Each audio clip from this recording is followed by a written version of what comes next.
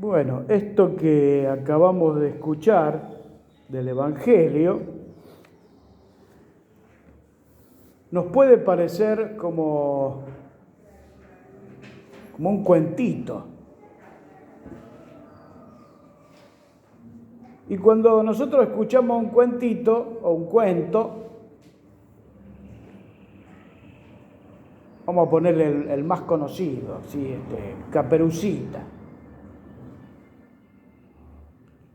No sabemos de qué país es, ni de qué ciudad, ni el bosque, qué bosque es, no sabemos de dónde es la cosa. En cambio, el Evangelio nos dice concretamente de dónde era Jesús, de qué ciudad, de qué poblados. Iba caminando por distintos lugares. Entonces nos habla ya de alguien histórico, concreto.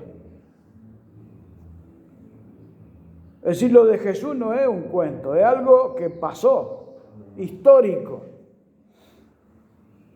Por eso nos dice el Evangelio de por dónde andaba Jesús en esos momentos. Y nos dice así, fíjense el texto que leímos recién. Con sus discípulos salió hacia los poblados de Cesarea de Filipo. Y en el camino les preguntó, ¿quién dice la gente que soy yo? O sea que dice concretamente el lugar. Y esto es importante porque si uno sabe algo de ese lugar, ya puede entender un poco qué es lo que estaba pasando. Vamos a tratar de meternos ahí en ese tema.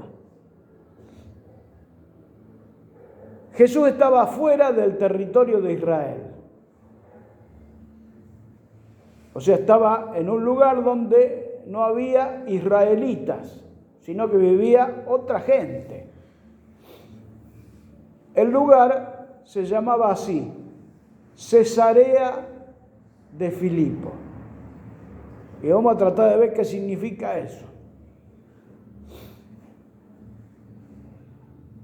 Este es un tema difícil, pero no importa. Vamos a tratar de meternos porque vale la pena. Cesarea, fíjense qué palabra. Un lugar que se llame Cesarea. Así como nuestra ciudad se llama Rosario, ¿de dónde vendrá esto de Rosario? ¿De dónde viene el nombre de nuestra ciudad? De la Virgen del Rosario y del Santo Rosario, que nosotros a veces llevamos colgado acá, ni sabemos qué es lo que llevamos. Bueno, el Rosario es lo que rezamos cuando le rezamos a la Virgen. Nuestra ciudad tiene un nombre que tiene un significado. ¿Qué será Cesarea? ¿A ustedes les dice algo esa palabra? Cesarea. El César. Viene del César. Ahí está. Fíjense que enseguida se dieron cuenta. ¿Por qué? ¿Por qué se llamará así? Porque era una ciudad que el que gobernaba le hace un homenaje al César. Entonces le pone el nombre a la ciudad del César. Y esto en mi barrio, no sé en el barrio de ustedes, pero en mi barrio a los que hacen ese tipo de cosas le dicen este es un alcahuete del que gobierna. Por eso le pone como un homenaje al César. Y el César tenía esta característica, era el emperador romano. Y el emperador romano decía, yo soy Dios. Y entonces me tienen que rendir culto a mí. Y este hombre, el que gobierna acá y le pone Cesarea a esta ciudad, no solo le pone el nombre, sino que construye estatuas, construye un templo, hace plazas dedicadas al César, todo dedicado al César. Así que era un buen alcahuete. Y el César en ese momento era César Augusto, se llamaba. El que vino después de el famoso Julio César. Julio César murió y vino César Augusto. Bien, este César Entonces tenía esta ciudad como homenaje, pero no era la única. Cesarea hay otras en distintos lugares en el Imperio Romano. O sea que había otros más que eran igual que este gobernante. Bueno, ¿quién era este gobernante que creó esta ciudad?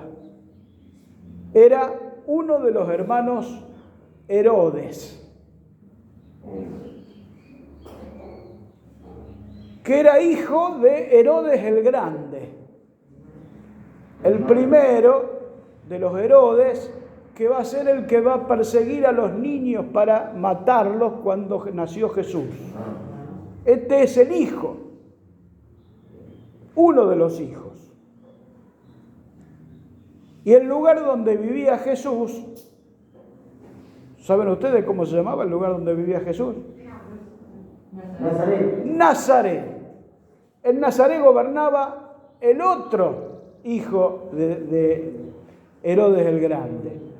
Se llamaba el tetrarca Herodes, que ese era bastante más malo que el padre. Ese fue el que mató a Juan el Bautista, le hizo cortar la cabeza. Entonces Jesús, con sus discípulos, se va afuera de Israel porque sabía que lo estaban persiguiendo a él. Sin embargo, este que gobernaba allí no era menos que el otro Herodes que gobernaba en Galilea. Entonces Herodes se llamaba Herodes Filipo. Filipo, nosotros diríamos Felipe, pero Filipo. Entonces fíjense cómo se llamaba la ciudad, Cesarea de Filipo, porque era de Herodes Filipo, el que estaba gobernando. Bien, el modo de gobierno que tenía el César era tiránico. Si había alguien que osaba rebelarse contra el César, era inmediatamente lo mandaban a matar. Como le pasa a Jesús después que lo llevan a la cruz. Allá el que se rebelaba, ¿y cómo era la manera de rebelarse contra Roma? No pagar los impuestos. El que no pagaba los impuestos, y si alguno quería levantarse contra Roma, venían inmediatamente los soldados y lo destruían. Con esto quiero decir que era un modo de gobierno terrible. Muy mal. Es más, la gente que vivía allí en esta zona, si abrían la puerta de la casa, se encontraban con los soldados romanos dando vueltas. Cualquier cosita, enseguida los soldados, porque eran como esclavos de Roma. Ellos se privilegiaban de todo lo que ellos tenían, no querían que ellos tengan nada, se sacaban todo. Le sacaban todo lo que podían. Es decir, había un modo de gobierno que no era el que la gente quería, sino el que había. Jesús viene a proponer otro modo de tratarse entre las personas, como hermanos, pero no solo eso, sirviendo a los demás. Ser obedientes. Obedientes a Dios, a Dios. Ser servidores de sus hermanos. Ayudar al otro, ¿no? Estar al servicio, estar atento a las necesidades de los demás. Por eso le va a preguntar a los discípulos, fíjense las dos preguntas que hace. La primera, ¿qué dice la gente acerca de Jesús? ¿Qué escuchan ustedes? Es como si Jesús le estuviera preguntando a cada uno de nosotros eso. Ustedes en el barrio, ¿qué escuchan hablar de Jesús? ¿Qué escuchan hablar de Dios? ¿Qué escuchan hablar de la fe, de la iglesia, de lo religioso, de la oración? ¿Escuchan algo de esto o hay un silencio o peor, Ahí detrás de casa hay están los muchachos que se ponen lo que... persecución. Algunos los tratan mal por ser seguidores de Jesús. Fíjense las respuestas que nosotros podemos dar a esa pregunta. Y muchas más. Y a veces nosotros decimos, y está cada vez peor todo. Entonces ya los demás empiezan a ser como especie de enemigos. Entonces nos encerramos en nuestra casa. Cerramos bien todo, 20 llaves, tenemos todo alarma, tenemos todo, porque le tenemos miedo a los demás. Y resulta que nosotros a los demás tenemos que anunciarles la buena noticia. Y si le tenemos miedo, si no los queremos, entonces ¿cómo le vamos a anunciar a los demás? Es más, si vemos a alguien así con una cara media, enseguida nos encerramos. Bueno, viene la segunda pregunta. Esta sí que es importante. Jesús dice así, ¿y quién soy yo para ustedes? No, acá no hay que responder nada. ¿Por qué no hay que responder nada? Porque nuestra vida va a ser la respuesta. Así que no es que nosotros tenemos que aprender mucho en la catequesis de quién es Jesús. No. Eso no alcanza. Es nuestra vida la respuesta. Porque si yo vengo acá a la misa, rezo, leo el Evangelio y después en mi casa soy un desastre, con los vecinos me llevo mal, insulto al que pasa, etcétera. ¿Quién es Jesús para mí? Nadie. No es importante. Ahora, si Jesús es lo más importante de mi vida, entonces, claro, el otro es mi hermano. Mi vida no puede ser un desastre, justamente porque tengo que anunciar esta buena noticia a los demás. Si yo vivo borracho, ¿qué le voy a anunciar a los demás si ni yo puedo conmigo mismo? Entonces, primero hay que arreglar las cosas ahí adentro, a ver qué pasa. Porque entonces Jesús pasa a ser importante. Y entonces cuando empezamos a ver a los demás como hermanos, entonces ya no somos como el que manda, como el César, al que hay que rendirle homenaje. Entonces yo quiero que todos me sirvan a mí. Y si un día viene en la casa un plato que me gusta, no sé, un plato de facturas para desayunar, y entonces yo enseguida meto la uña. No. O sea, empezamos por casa todo esto. Si Jesús es importante para mí, mis hermanos son también importantes.